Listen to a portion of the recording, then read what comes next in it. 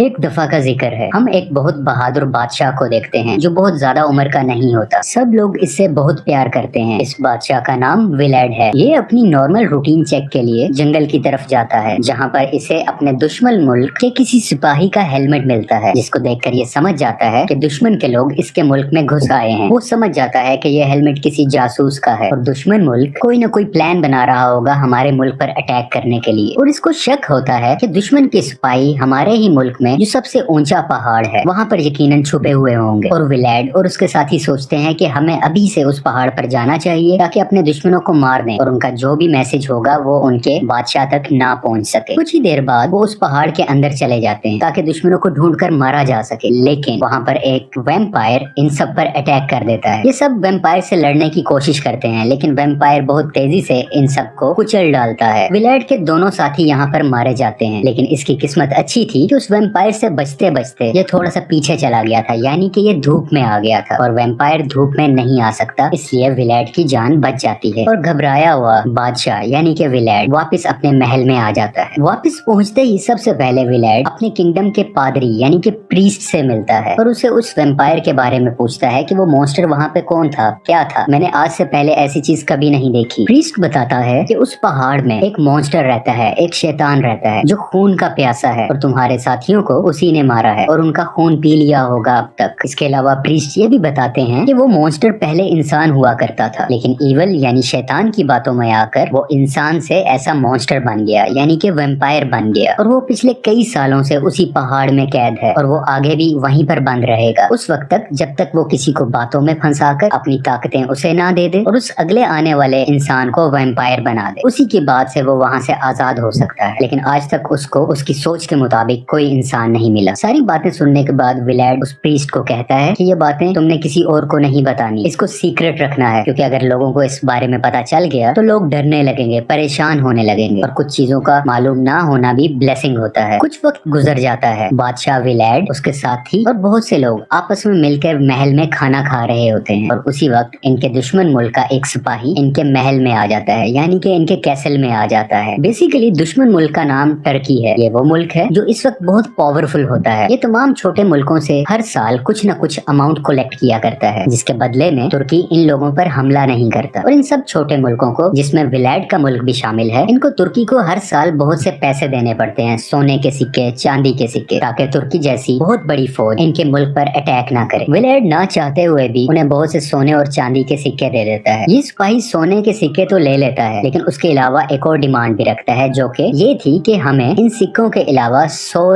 Young लड़के भी चाहिए जिनको हम ट्रेन करेंगे और अपनी फौज का हिस्सा बनाएंगे। विलेड कहता है कि हम अपने लोग तुम्हें नहीं दे सकते, ये ट्रेडिशन बहुत पहले हुआ करती थी जो कि अब काफी वक्त से खत्म हो चुकी है। तुम अपने सिक्के लो और यहाँ से चले जाओ, इसके अलावा मैं तुम्हारे बादशाह से खुद बात करूंगा। कुछ दिन के बाद विलेड तुर्की के बादशाह से मिलता है जिसका नाम महमद है। यहाँ पर ये दोनों निगोशिएशन कर रहे होते हैं, लेकिन महमद इसकी बात नहीं मानता और वो कहता है कि मुझे 1000 लड़के हर हाल में चाहिए, जिसमें तुम्हारे बेटे का नाम भी शामिल है। इस सारी चीज को विलेड बहुत सोचता है और बहुत गुस्से में होता है और अपने गुस्से में तुर्की के कुछ सिपाहियों को विलेड अपनी तलवार से मार देता है। ये सब वो सिपाही थे जो विलेड के बेटे को लेने आए, लेकिन विलेड नहीं चाहता था कि उसका बेटा उससे दूर जाए और वो सबको मार डालता है। विलेड का एक करीबी साथी उसके पास आता है और बताता है कि ये तुमने क्या किया, तुमने महमद के आदमी मार डाले, महमद इसका बदला लेगा और वो हमारे मुल्क पर अब हमला करेगा, अटैक कर देगा और हम सबको मार देगा। लेकिन विलेड कहता है वो कोई ना कोई हल जरूर निकाल लेगा और मैं अपने मुल्क की हिफाजत करना जानता हूँ। ये कहकर वो अपने घोड़े पर बैठता है और उसी वैम्पायर वाले पहाड़ की तरफ जाने लगता है। अब ये उस पहाड़ पर पहुंच चुका है, पहाड़ में दाखिल होता है और वैम्पायर से जाकर मिलता है और उसे मदद मांगता है, क्योंकि विलेड को अपने मुल्क को बचाना होता है, अपने दोस्तों को, अपने साथियों को, मुल्क की औरतों और बच्चों को। तो वो उस वैम्पायर से हेल्प मांगता है और दूसरी तरफ उस वैम्पायर को भी किसी ऐसे बंदे की तलाश होती है जो बहादुर हो, जो स्किलफुल हो, जिसे वो अपनी पावर्स दे सके और इस वैम्पायर के कर्ज से आजाद हो सके और वो दोबारा से एक नॉर्मल इंसान बन सके। यहाँ पर दोनों को एक दूसरे की जरूरत थी। वैम्पायर खुद को काट कर अपना कुछ खून एक बर्तन में रखता है और विलेड को कहता है कि ये खून पी लो, खून पीते ही मेरी सारी पावर्स तुम्हारे अंदर आ जाए और तुम इतने ताकतवर बन जाओगे कि तुम अपनी दुश्मन की बड़ी सी बड़ी फौज को भी हरा सकोगे, चाहे तुम्हारे मुकाबले में कितने भी सोल्जर्स हों, तुम उन सबको बहुत आसानी से हरा सकोगे। वैम्पायर उसके साथ एक डील भी करता है, वो उसे सब कुछ बताता है कि अगर वैम्पायर बनने के बाद अगले 3 दिनों में तुमने किसी इंसान का खून ना पिया तो तुम चौथे दिन वापस इंसान बन जाओगे, लेकिन अगर तुमने इन 3 दिनों में किसी भी इंसान का खून पिया तो तुम हमेशा के लिए वैम्पायर बन जाओगे और मैं यहाँ से बिल्कुल आजाद हो जाऊंगा। विलेड को अपने मुल्क को बचाने के लिए कुछ भी करना था, वो उसकी इस डील को भी एक्सेप्ट कर लेता है और उस खून को पी लेता है। खून पीते ही वो ही वैम्पायर बन जाता है और वहीं पर बेहोश हो जाता है। विलेड को जंगल में होश आता है और वो देखता है कि उसके अंदर बहुत सी पावर्स आ चुकी, वो बहुत तेज भागने लगा है, बहुत सी चमगादड़ें यानी कि बैट्स इसका साथ देने लगी हैं और वो इनकी मदद से किसी को भी बहुत ज्यादा नुकसान पहुंचा सकता है। इसके बाद विलेड अपने महल में वापस आ जाता है और उतनी ही देर में तुर्की के बहुत से सोल्जर्स इसके महल पर अटैक कर देते हैं। इन सब से लड़ने के लिए विलेड अपने महल से अकेला निकलता है और इन सब से लड़ने लगता है। तुर्की के कई हजार सोल्जर्स होते हैं और इन सब से विलेड अपने हाथों से, तलवार से, नेज़े से अकेले ही लड़ रहा होता है और थोड़ी ही देर में सब सोल्जर्स को विलेड मार देता है। जब ये वापस अपने महल की तरफ आ रहा होता है तो इसके सब साथी बहुत हैरान होते हैं कि ये तुमने कैसे किया, और विलेड सिर्फ इतना ही कहता है कि इसके बारे में मुझसे कोई कुछ ना पूछे। अब तक विलेड के वैम्पायर होने का सीक्रेट किसी को भी नहीं पता था और कुछ वक्त के बाद तुर्की के बादशाह महमद के पास ये मैसेज पहुंच जाता है कि ट्रांसिल्वेनिया यानी कि विलेड के मुल्क ने हमारे हजारों सोल्जर्स को मार डाला है। लेकिन महमद कहता है मुझे इससे फर्क नहीं पड़ता, मजीद लाख लोगों की फौज तैयार करो और उन पर हमला कर दो और उनको जड़ से उखेड़ दो। ये सब अभी प्लान कर ही रहे होते हैं कि हम विलेड के मुल्क पर हमला करें, लेकिन विलेड तुर्की के मरे हुए सोल्जर्स इनकी तरफ भेज देता है। महमद जब अपने मरे हुए सोल्जर्स को देखता है तो और भी ज्यादा गुस्से में आ जाता है और वो ऑर्डर देता है कि फौरन से फौरन ट्रांसिल्वेनिया की तरफ मार्च किया जाए, यानी उनकी तरफ बढ़ा जाए। जबकि दूसरी तरफ विलेड की वाइफ को उसका राज पता चल जाता है। वो उसको रिलैक्स करने को कहता है और वो कहता है कि मैं इस कर्ज से आजाद हो सकता हूँ, सिर्फ मुझे 2 दिन और वेट करना है और मुझे किसी इंसान का खून नहीं पीना। और सबको सेफ रखने के लिए वो अपनी वाइफ और अपने तमाम साथियों को कहता है कि तुम महल से दूर वाले चर्च में चले जाओ। वो ऐसा इसलिए करता है कि ताकि सब सेफ रह सके, दुश्मनों से भी और विलेड से भी। वो उनको ये भी कहता है कि तुम सब लोग चलो, मैं रात को वहीं पर तुम्हें ज्वाइन कर लूंगा। वो इनके साथ इसलिए नहीं जाता क्योंकि अभी दिन का वक्त है और वैम्पायर्स दिन की रोशनी में नहीं निकल सकते। विलेड के साथी चर्च में जा रहे होते हैं लेकिन रास्ते में ही तुर्की के कुछ सोल्जर्स इन पर हमला कर देते हैं। इस अटैक की वजह से बहुत से लोग मारे जाते हैं। इतनी ही देर में विलेड भी वहाँ पर आ जाता है और सबको एक एक करके मारने लगता है। और कुछ जो बचे कुचे तुर्की के लोग होते हैं जब वो वापस जाते हैं तो ये खबर आग की तरह फैल जाती है कि विलेड एक शैतान है, एक वैम्पायर है और उसको हराना बिल्कुल नामुमकिन है, उसको हराया बिल्कुल भी नहीं जा सकता। ये सब सुनते ही तुर्की की फौज में डर बैठ जाता है और वो विलेड का मुकाबला नहीं करना चाहते। लेकिन महमद जानता था कि अगर उसकी फौज का मोरल डाउन हुआ तो वो कभी जंग नहीं जीत सके। उनके डर को खत्म करने के लिए महमद अपनी फौज की आंखों पर पट्टी लगा देता है ताकि ना तो वो उसे देखे और ना उनके दिल में कोई डर आए, और अपनी सिपाहियों को जंग के लिए भेज देता है। चर्च के अंदर पादरी को विलेड का सीक्रेट पता चल जाता है और आहिस्ता आहिस्ता इसके अपने ही लोगों को पता चल जाता है कि विलेड एक वैम्पायर बन चुका है, जिस वजह से सब लोग इससे नफरत करने लगते हैं और उसको एक बंद कमरे में भेजकर आग लगा देते हैं और उसको मारने की कोशिश करते हैं। क्योंकि विलेड एक वैम्पायर है तो उसे आग का असर नहीं होता और वो अपने जख्मों को हील कर कर बाहर आ जाता है और वो अपने ही लोगों पर गुस्सा होने लगता है कि मैंने तुम लोगों के लिए ऐसी लाइफ को चुना, तुम्हारी हिफाजत के लिए मैं वैम्पायर बना, तुम लोगों के लिए मुझे अपनी फैमिली को छोड़ना पड़ा और तुम मेरे साथ ऐसा कर रहे हो। फिर विलेड की वाइफ उसके पास आती है और उसके गुस्से को ठंडा करती है और उसे कहती है कि रिलैक्स रहो, सब ठीक हो जाएगा। लेकिन बातों ही बातों में काफी देर हो जाती है और दुश्मन मुल्क तुर्की यानी महमद के सोल्जर्स इनके मुल्क के अंदर दाखिल हो जाते हैं। सिपाही इनके कैसल के बिल्कुल करीब पहुंच जाते हैं। विलेड जानता है कि उसके पास इतने सिपाही नहीं है कि वो इतनी बड़ी फौज का मुकाबला कर सके। उसी चर्च में काफी ज्यादा बैट्स भी होती हैं। विलेड अपनी पावर्स के थ्रू उन बैट्स को अपने कंट्रोल में करता है और दुश्मन की फौज पर बैट्स से हमला करवा देता है, जिसकी वजह से इनके बहुत से सिपाही मारे जाते हैं और उतनी ही देर में विलेड खुद भी बैटलफील्ड में उतर जाता है। दूसरी तरफ महमद के कुछ सिपाही छुपके से महल में दाखिल हो जाते हैं, उसी कैसल में जहाँ विलेड की वाइफ और उसका बेटा था। ये सिपाही विलेड की वाइफ को मार कर गिरा देते हैं और उसके बेटे को अपने साथ ले जाते हैं। विलेड की वाइफ महल से नीचे गिर रही होती है। विलेड देखता है तो वो उसे बचाने की कोशिश करता है। वो उसे पकड़ तो लेता है लेकिन अभी तक कामयाब नहीं हुआ होता। इसकी वाइफ मरने के करीब होती है लेकिन वो उसे कहती है तुम मेरा खून पी लो, क्योंकि अगर तुम ऐसा करोगे तो तुम्हारी वैम्पायर्स वाली पावर हमेशा तुम्हारे साथ रहेंगी और तुम हमारे बेटे को बचा सकते हो। विलेड का ये वैम्पायर के तौर पे आखिरी दिन होता है, लेकिन अगर वो किसी का खून पी लेगा तो वो वैम्पायर बना रहेगा। इसलिए ना चाहते हुए भी वो बहुत रोता है और बिल आखिर अपनी वाइफ के गर्दन पर काट के उसका खून पी लेता है और खून पीते ही विलेड हमेशा के लिए वैम्पायर बन जाता है, जिसका ये मतलब है कि उस पहाड़ में रहने वाला बूढ़ा शख्स, वो बूढ़ा आदमी अब मजीद वैम्पायर नहीं रहा, क्योंकि यही डील थी उनकी। अब विलेड अपने मरते हुए साथियों के पास आता है और उन्हें अपना खून पिला देता है ताकि वो भी इस तरह पावरफुल हो जाएं और फौरन से दुश्मन पर अटैक कर कर उनको हरा सकें। और ये सब लोग दुश्मन पर अटैक कर देते हैं। विलेड अपनी पावर्स का इस्तेमाल करता है ताकि सूरज की रोशनी को छुपाया जा सके। ये बैट्स की मदद से और बादलों की मदद से दिन में भी रात जैसा एनवायरनमेंट कर देता है और विलेड के सब साथी उनके सोल्जर्स को मारने लगते हैं। और अब फाइनली विलेड और मेहमद आमने सामने होते हैं। मेहमद जानता था विलेड के बारे में कि वो वैम्पायर है, इसलिए वो अपने खेमे में बहुत ज्यादा चांदी के सिक्के जमा करके रखता है। वो इसलिए क्योंकि चांदी के सिक्कों की बहुत रोशनी होती है और दूसरा ये भी कि वैम्पायर्स चांदी से दूर भागते हैं और यही वजह है यहाँ पे विलेड की पावर काफी कम होती है। लेकिन बिल आखिर इन दोनों की फाइट के बाद बहुत मुश्किलों के बाद विलेड मेहमद को भी हरा देता है और उसको जान से मार देता है। इसके बाद वो अपने बेटे को रिहा करवा लेता है और बाहर लेके आता है। वो अपने साथियों से पूछता है कि कितने लोग बाकी रह गए। उसके साथी कहते हैं कोई भी नहीं, सिर्फ तुम्हारे बेटे के अलावा। यानी कि अब इसके साथी विलेड के बेटे को भी मारना चाहते हैं और उसका खून पीना चाहते हैं, क्योंकि ये सब साथी अब वैम्पायर्स बन चुके थे और विलेड ने ही ये गलती की। जब इसका एक साथी उसके बेटे को मारने के लिए आगे बढ़ता है तो विलेड अपने ही साथी को नेज़े पे चढ़ाकर बुरे तरीके से मार देता है, जिसको देख के सब लोग डर जाते हैं और थोड़ा पीछे ही रहते हैं। यहाँ पर चर्च का प्रीस्ट आता है और विलेड अपने बेटे को उसके साथ भेज देता है ताकि वो सेफ रह सके। ये वक्त दिन का होता है। विलेड ने ही अपनी पावर्स का इस्तेमाल करके इसको रात का वक्त बनाया होता है, क्योंकि सूरज के सामने बहुत से बादल आ चुके थे। विलेड अपनी पावर्स का दोबारा से इस्तेमाल करता है और उन सब बादलों को वहाँ से हटा देता है, जिसकी वजह से सूरज की रोशनी जमीन पे आने लगती है और सूरज की रोशनी से सब वैम्पायर्स जलने लगते हैं और आहिस्ता आहिस्ता करके मरने लगते हैं, जिनमें विलेड खुद भी शामिल था। और वहाँ पर सब वैम्पायर्स वहीं पर मर जाते हैं। विलेड के बेटे को ट्रांसिल्वेनिया यानी कि उस किंगडम का बादशाह बना दिया जाता है और आखिरी सीन में हम देखते हैं कि चर्च का प्रीस्ट विलेड के पास आता है और उसे अपना खून पिलाता है, जिसकी वजह से विलेड दोबारा जिंदा हो जाता है। और यहीं पे मूवी की सैड एंडिंग के साथ ये स्टोरी कंप्लीट हो जाती है।